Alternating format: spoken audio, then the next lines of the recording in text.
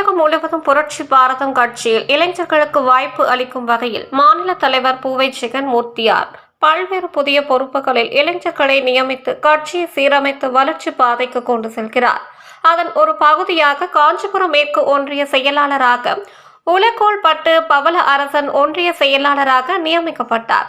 அதைத் தொடர்ந்து காஞ்சிபுரம் வெள்ளக்கேட்டு பகுதி தனியார் ஹோட்டலில் காஞ்சி மேற்கு ஒன்றிய மற்றும் கிளை கழக நிர்வாகிகள் ஆலோசனை கூட்டமானது மாவட்ட செயலாளர் வழக்கறிஞர் SPC தனசேகரன் வழிகாட்டுதல் படி நடைபெற்றது.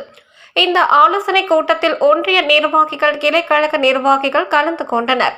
இந்த கூட்டத்தில் காஞ்சி மேற்கு ஒன்றியத்திற்கு உட்பட்ட பகுதியில் உள்ள புரட்சி பாரதம் கட்சியின் கொடிக்கம்பம் அமைத்து அனைத்து ஊராட்சிகளுக்கும் கொடிக்கம்பம் வழங்கப்பட்டு கொடியேற்றப்பட்டு ஒன்றிய கழகத்தின் சார்பில் ஒன்றியம் முழுவதும் புரட்சி பாரதம் கட்சியின் கொடியேற்றி பொதுமக்களுக்கு இனிப்புகள் வழங்கி கட்சி வளர்ச்சி பணிகளும் நடைபெறும் என காஞ்சி மேற்கு ஒன்றிய செயலாளர் உலகோல்பட்டு பவள அரசன் பேசினார்.